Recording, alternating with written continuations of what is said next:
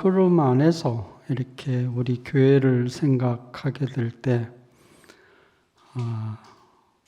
원탁이 형님, 우리 교회는 예수의 죽음을 더 좋아하는 교회입니까? 아니면 예수의 부활에 더 중심을 두고 있는 교회입니까?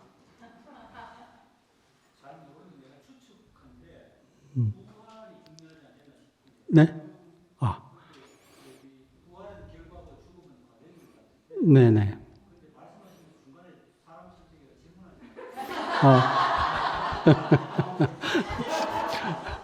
김 목사님은 안 하시니까 제가 한번 원탁이 형님 말씀하신 것처럼 죽음과 부활은 동전의 양면이지만 예수의 죽음 안에서 자기 인생이 발견이 된 이후에는 결국 그리스도의 영원한 부활 생명을 매일매일 자기 인생을 통해서 살아내는 사람들의 삶이 연합하고 모여진 것이 이렇게 교회다. 저는 그렇게 생각을 하게 됐어요. 그래서 예수의 죽음이 과거에 있었던 절대적인 사건이라 하더라도 그것이 중요한 이유는 그리스도와 함께 우리가 왜 죽을 수밖에 없는 존재인지를 이렇게 깊이 알게 될 때 우리는 그 죽음에 머물러 있는 사람이 아니고 죽음을 통해서 우리에게 은혜 베푸신 영원한 그리스도의 그 생명을 우리의 그 생명으로 내재화해서 이렇게 사는 사람이 됐다. 그곳을 함께 가는 교회에서는 매일매일 자기 인생으로 간증해야 되고 또 형제 자매들이 모여서 같이 연합해서 단체적으로 간증을 해야 하는 존재 이유가 거기 있다. 우리를 옛날 있던 곳에서 불러내신 유일한 이유가 저는 거기에 있다 이렇게 생각을 해요. 그리고 우리 앞에서 그 부활 생명의 그 어떠함을 유연하고 온전하고 풍성하게 매주 이렇게 선포해 주시는 분이 있는 것도 참 우리에게 복이다 이런 생각을 저는 하고 있습니다. 그래서 그러한 그 흐름 안에서 오늘 제가 선택한 말씀은 고린도전서 15장 14절인데요. 부활이 없다면 우리의 선포도 헛되고 여러분들의 믿음도 헛될 것이다.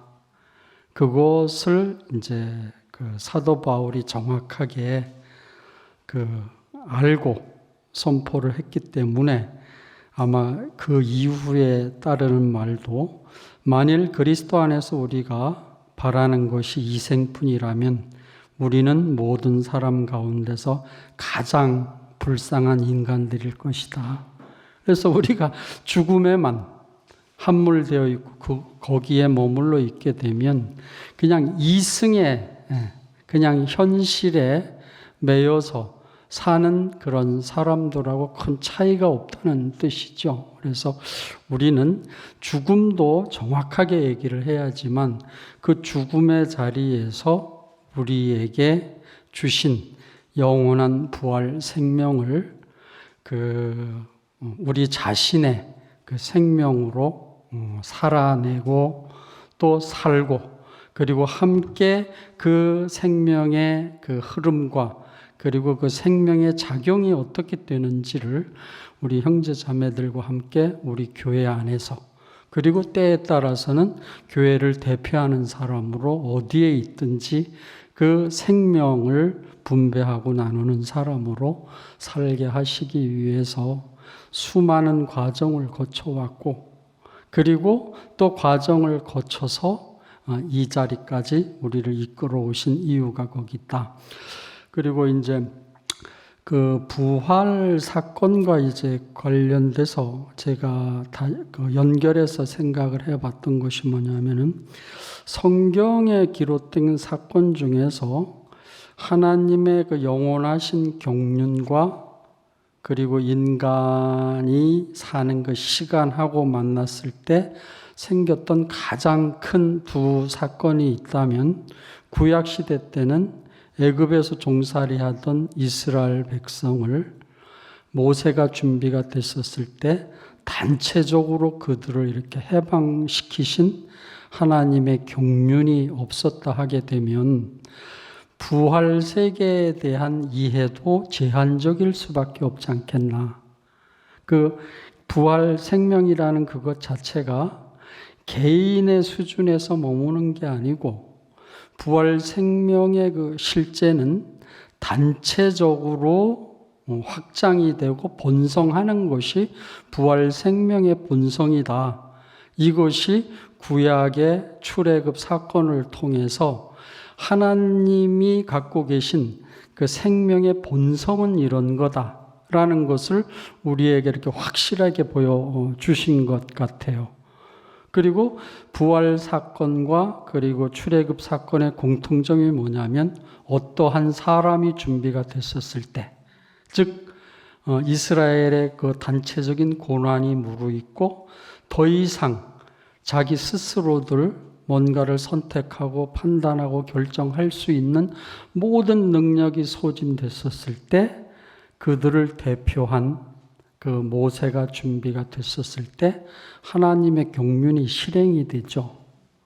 그리고 예수의 그 부활 사건도 예수의 개인적인 문제뿐만 아니라 온 인류의 모든 그 문제가 함축적으로 예수에게 이렇게 반영이 돼서 단체적으로든 민족적으로든 개인적으로든 더 이상 하나님 앞에 할 말이 없는 자, 그리고 하나님 앞에 무엇인가를 요구할 수도 없는 그 상태가 됐었을 때 그 자리에 준비된 예수를 통해서 새로운 나라 그리고 새로운 생명의 그 시작이 가능했다라는 것을 이렇게 이제 놓고 봤었을 때 그 출애굽 사건으로 말미암아 그 이스라엘 공동체 그리고 이스라엘이라는 나라가 가나안 땅에 이렇게 가능했던 것처럼 예수의 그 부활 사건으로 말미암아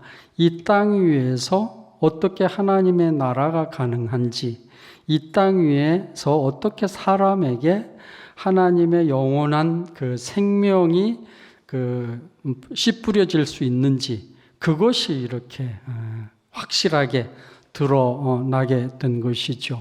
그래서 나는 그 예수의 부활 사건을 이렇게 생각할 때마다 그 사복음서도 예수의 부활 사건이 제자들에게 자기의 부활로 이렇게 인식이 되지 않았었으면 아마 사복음서도 기록이 되지 않았을 가능성이 많다. 그리고 예수의 그 제자들이 아주 그 평범하게 죽은 사람이 없어요. 어떤 사람은 십자가에 거꾸로 매달려 죽은 사람도 있고, 거기서 또 목이 잘려서 죽은 사람도 있고, 그 수많은 그 당시에 가장 그 열악한 그리고 가장 그 힘든 상황 속에서 죽으면서까지도 그들이 증거했던 그 예수는 자기들의 인생을 통해서 그들의 죽음을 포함하고 그분이 사신 자리에서 같이 살아난 자기 경험들이 있었기 때문에 그들은 죽는 순간까지 자기가 만난 예수를 증거할 수 있었었고, 그리고 그들의 삶을 보고 그 주변에 있었던 사람들이 자료와 또 구전된 그런 그 소스들을 모아서 이제 사복음서를 기록을 하게 됐고, 그리고 또 그 결과들이 이 땅 위에 그 예수께서 제자들이 기도를 가르쳐 달라 했었을 때 하셨던 기도의 주제가 뭐지요? 아버지의 뜻이 하늘에서 이루어진 것처럼 땅에서도 이루어지이다. 그것이 어떻게 가능했는지에 대한 그 실제가 예수의 부활로부터 가능했다. 그것이 바로 구약과 신약이 갈라지는 지점이기도 하고, 그것이 개인과 단체가 또 갈라지는 지점이기도 하고, 그래서 예수의 그 사건이 없었다면 지금 우리 교회도 없을 뿐만 아니라 이 땅 위에 예수의 그런 위대한 죽음의 사건은 몇 년 아니면 몇십 년 유지되다가 다 지나갔을 거예요. 예를 들어서 지금 우리 젊은 아이들은 6.25 전쟁이나 그리고 우리 어른들이 경험했던 일제 그 시대에 그런 생각들은 전혀 자기들 인생과 상관이 없다 하죠. 예수의 죽음의 사건도 부활과 연계가 되지 않는다 하게 되면 그런 사건일 수밖에 없는 것이거든요. 그리고 예수의 부활 사건이 아니라면 구약이 존재해야 되는 그 의미도 반감될 수밖에 없는 것이고, 그렇게 되는 것이죠. 그래서 그 성경이 기록이 된 그 내용들도 예수의 부활 사건을 경험한 그 제자들과 그 주변에 있었던 그 여인들과 그리고 그 주변에 있었던 사람들이 예수의 죽음과 부활에 같이 참여하고 자기 인생 안에서 새롭게 시작된 그런 경험과 누림이 있었기 때문에 가능하다. 그래서 지금 우리 교회가 존재하는 이유는 뭔가? 그 부활 생명을 생생하게, 그 온전하게 우리가 우리 삶을 통해서 우리에게 분여되어 있는 부활 생명이 이런 것이야. 그리고 부활 생명 속에 내재되어 있는 힘과 그리고 은혜와 축복이 얼마나 온전한지를 우리 삶을 통해서 보여주고 분배하게 하기 위해서 우리 교회가 지금 이렇게 모이게 하셨다 하는 생각이 이렇게 들었어요. 그래서 우리를 그 대표해서 예수의 부활을, 죽음을 보지 못했던 그 바울은 부활한 예수에 대한 그 경험을 통해서 자기 인생이 그 예수의 죽음 안에서 발견되기 때문에 나는 예수의 죽음 위에는 말할 것이 없다. 왜? 그 자리가 아니면 예수의 부활 생명을 정확하게 증거하고 표현할 수 없기 때문에 그런 사람이 변화되어서 어떻게 됐죠? 소아시아 쪽으로 자기 인생을 분배하는 사람이 됐고, 그 분배의 과정을 통해서 우리 교회의 이제 그 모태가 되는, 모델이 되는 그런 초대 교회가 이렇게 이제 형성이 됐던 것이죠. 그래서 그런 것을 이렇게 놓고 봤었을 때 예수의 부활 사건은 아무리 뒤집고 아니라 하더라도 그것을 부인하게 되면 2000년 동안 우리 삶을, 기독교인의 그 삶을 지탱해 왔던 그 생명의 그 실제를 부인하게 되는 것이기 때문에 그 뿌리가 되는 그 팩트는 지금도 여전히 중요한 사건으로, 그리고 예수 그리스도가 이 땅에 오신 궁극적인 이유와 함께 그분이 하신 일과 그리고 그분의 삶을 통해서 우리에게 분배된 것이 어떤 것인지에 대한 것이 우리들을 통해서 끊임없이 재생산되고 또 우리들을 통해서 다른 사람들에게 분배되어져야 하는 이유가 거기 있는 것 같아요. 그래서 이런 그 부분들을 제가 학교 다닐 때 좋아했던 그 희망의 신학자 중에 하나인데 그 사람이 이제 프랑크푸르트 학파에 있었던 호르크하이머인데, 이 양반 했던 얘기가 뭐냐면 가해자가 피해자에게 영원히 승리하는 일은 있을 수 없어야 한다. 이런 표현을 했거든요. 이 사람의 영향을 받고 이제 희망의 신학을 완성한 사람이 이제 몰트만이라는 사람인데, 이 두 사람의 유형을 보게 되면 예수의 그 사건을 그 부활 생명과 연결해서 보는 측면도 있지만, 부활 생명이 어떻게 작용이 되면 이 세상이 어떻게 바뀌어가는지, 그리고 그 절망적인 상태에서 우리는 왜 그 희망의 끈을 놓지 않고 살 수 있는 근거가 어디에 있는지, 그것을 바로 예수의 죽음과 부활의 사건 안에서 찾는 사람들이거든요. 그래서 우리가 그러한 그 시대가 끊임없이 변화돼서 2000년 이후에도 우리가 왜 예수의 부활 사건을 다양한 관점에서 이해하고 바라볼 수 있게 됐는가 하게 되면, 결국은 예수의 그 부활 생명이 각 사람마다 그 적용이 되고, 또 거기서 자라는 그 환경이 다르기 때문에 표현 자체도 이렇게 다 다르죠. 그래서 그 생명의 그 어떠함이 그 같은 인삼씨지만 풍기에 뿌려지면 풍기 인삼이 되고, 금산에 뿌려지면 금산 인삼이 되고, 원산에 뿌려지면 원산 인삼이 되는데 약성이 다 다르다 하죠.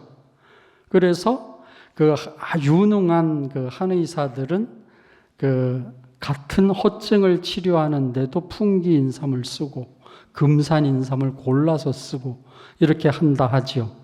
그래서 시대 상황은 다 다르다 하더라도 그 시대 상황에 대안을 제시하고 희망을 잃지 않고, 그리고 우리에게 함께 연합해서 살 수 있는 길을 열어갈 수 있는 그 영원한 에너지가 되고 힘이 되는 것이 바로 부활 생명이다. 그것이 바로 이제 호르카이머하고 몰트만이 제게 가르쳐준, 나는 왜 예수를 믿고 한 번도 뒤로 후퇴하지 않고 앞을 향해서 비전을 갖고 이 시간까지 달려올 수 있었었는가. 그런 사람들이 누리고 경험했던 부활 생명이 내게 심겨져서 그렇죠. 그래서 저는 예수의 죽음을 내 죽음으로 이해한 다음부터는 한 번도 예수의 죽음에 이렇게 함몰돼서 살아본 적이 없었던 것 같고, 저는 그 옛 교회에서 양생의 형제 자매들하고 살면서도 한 번도 우울하고, 그리고 한 번도 뒤로 퇴보하는 그런 삶을 살지는 않았던 것 같아요.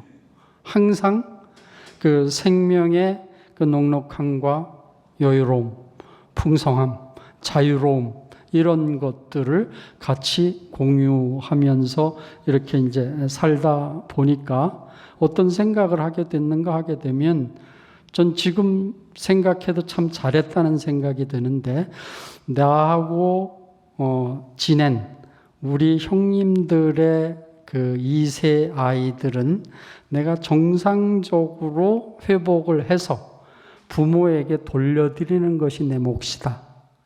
이렇게 생각을 했어요. 그래서 저는 우리 아이들한테 꼬리표를 한 번도 붙여본 적이 없습니다. 그래서 나는 지금도 그 과정을 이렇게 생각하면, 생명의 세계는 무한히 확장하고, 그리고 무한히 자라고 변화하는 것이지, 어디 온전한 것에 갇혀 있거나 가두어 둘 수 없는 것이 생명이다. 이것을 저는 지금도 신뢰하고 지금도 믿고 있고, 앞으로 저는 내 삶이 남아있는 동안 그러한 생명을 내 인생을 통해서 막힘없이, 그리고 걸림없이 증거할 수 있게끔 복을 주셨으면 좋겠다. 이런 생각을 하게 되는 이유가 거기 있습니다. 그래서 우리가 그 예수의 그 부활 사건을 팩트로 산다 하더라도, 그리고 예수도 부활을 향해서, 앞을 향해서 달려가셨지만 예수의 그 제자들은 예수의 부활 사건을 경험을 하면서 어떻게 했어요?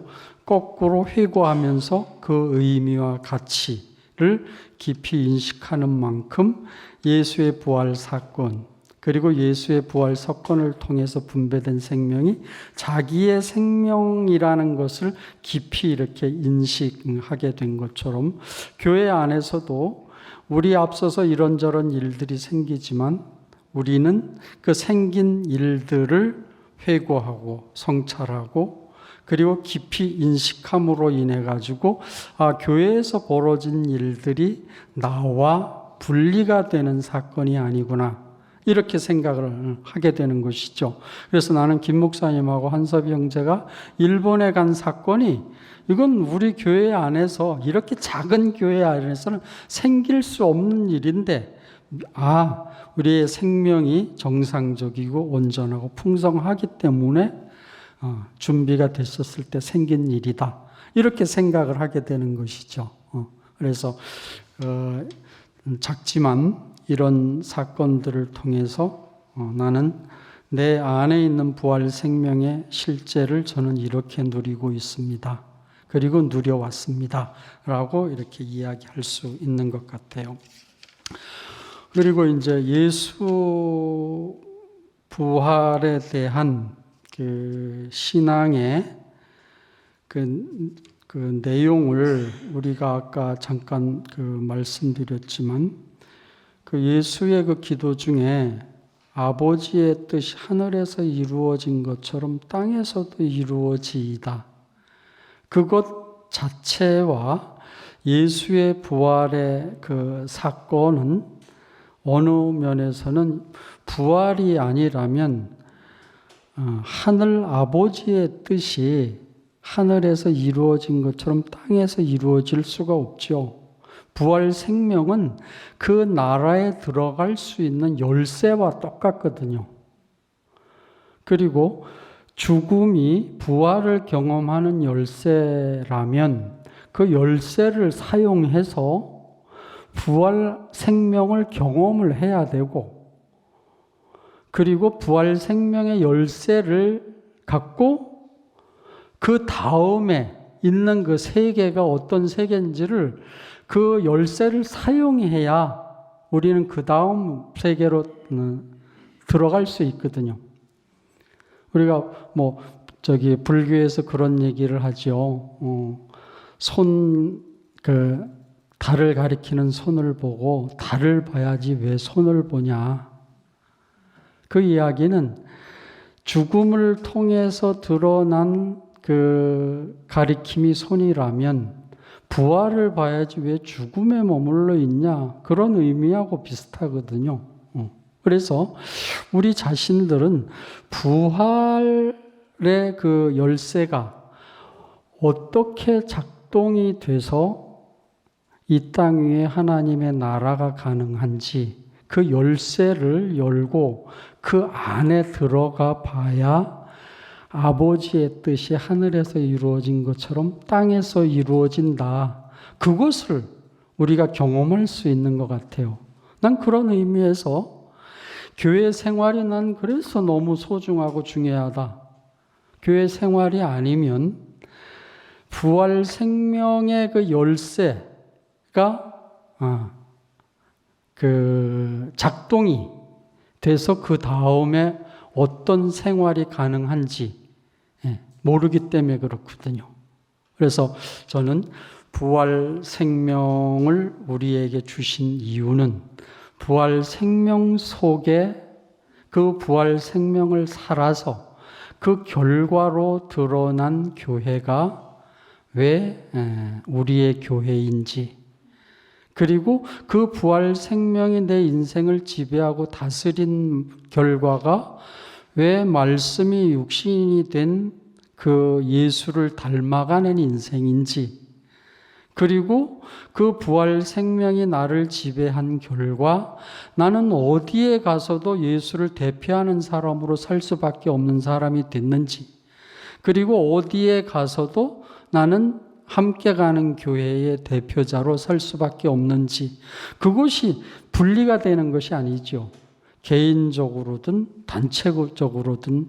왜? 생명의 원리가 그러니까. 그래서 머리 대신 그리스도와 몸 된 교회. 그것이 어떻게 머리와 몸이 분리가 되겠어요? 그래서 부활 생명이 있는 곳이라면 말씀이 육신이 되는 그것은 언제든지 가능하다. 그리고 부활 생명이 있는 곳이라면 언제든지 그 한 생명으로 연합되는 그 결과로 드러나는 교회는 크든 작든 가능하다. 이것이 바로 부활 생명을 우리 인생으로 입증하고 검증하고, 이것이 부활 생명으로 사는 사람들의 삶이고 생활이야. 이렇게 각자의 삶을 통해서 그것이 입증되고 검증이 되는 것이 우리들의 하루하루의 삶이다. 이런 생각을 하게 됐습니다. 그래서 우리가 인생할 때 사람 민자에 그 살생자 이렇게 쓰죠. 그래서 우리는 20대는 60대의 삶, 40대의 삶을 책을 통해서나 지식을 통해서는 알지만 실제적으로는 잘 모르죠. 20대 삶은 20대가 돼봐야 알고 60대의 삶은 60대가 돼봐야 아는데, 부활 생명이 꼭 그런 것 같아요. 살아보지 않으면 얘기할 수 없는 것 같아요. 그래서 나는 그 생명은 늘 살아있는데 그 살아있음을 무기력하게 경험하는 사람도 있겠지만 늘 생생하고 날마다 새로운 그 일신우일신하는 그런 생명을 경험하는 형제 자매들이 교회에 많이 늘어났으면 좋겠다. 이제 그걸 아시기 때문에 우리 김 목사님이 늘 저희들한테 부탁하신 게 젊은 형제 자매들한테 문호를 넓게 개방했으면 좋겠습니다. 그들이 필요로 한 거라면 모든 걸 다 투자하서라도 그들과 함께하는 그런 교회가 됐으면 좋겠습니다. 하시는 이유가 거기 있는 것 같아요. 그래서 우리 자신들이 그리스도의 부활 생명이 내 인생에 적용이 돼서 더 온전하게 내 인생을 지배하고 다스리게 될 때 우리는 그리스도의 형상을 닮아간다라는 것이 어떤 것이구나, 이거에 대한 그 밑그림도 더 분명하게 그려갈 수 있지 않겠나. 그리고 그러한 밑그림들이 인격적으로든 또 말씀의 표현으로든 또 생활의 방편으로든 온전해지게 될 때 그런 사람들의 삶이 하나의 그 질적인 차원에서 교회 건축의 재료가 됐었을 때, 지금은 이런 규모로 이렇게 생활하는 게 우리의 몸에 딱 맞는 생활이겠지만, 그 수준이 높아지고 온전해지게 되면 우리의 그 건축은 토목공사가 잘된 곳처럼 얼마든지 그 층수가 올라간다 하더라도 문제가 생기지 않는, 그래서 수많은 사람들이 모여서 같이 생활한다 하더라도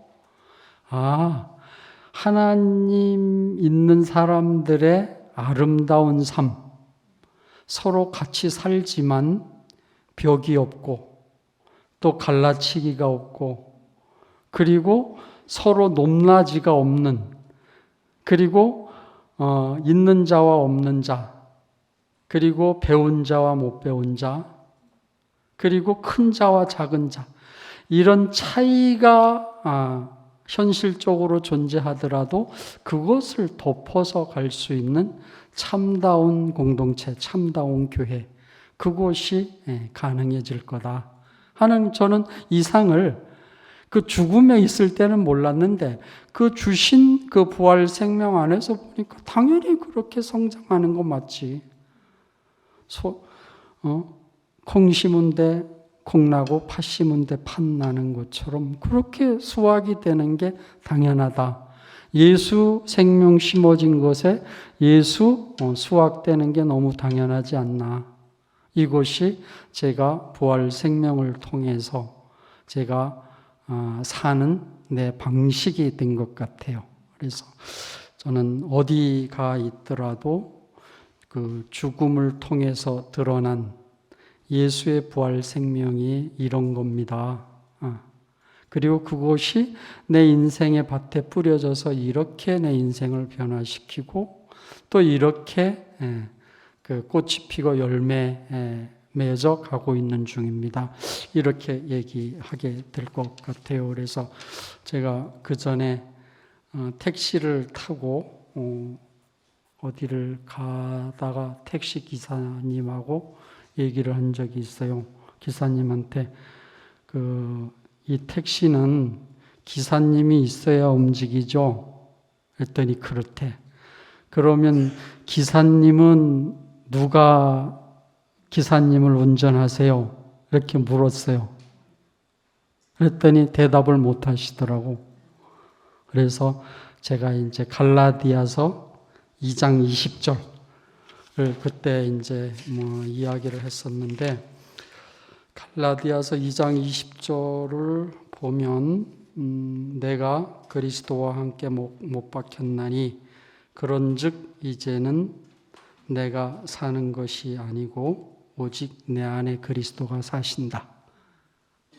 그것이 부활 생명의 실제를 나보다 앞서 살았던 사도 바울의 고백이고, 저도 오늘 이 고백을 우리 사랑하는 함께 가는 교회 형제들 앞에 내 안에 그리스도가 산다는 게 이런 것입니다 라고 얘기할 수 있는 사람으로 발견이 돼서 너무 행복합니다. 감사합니다.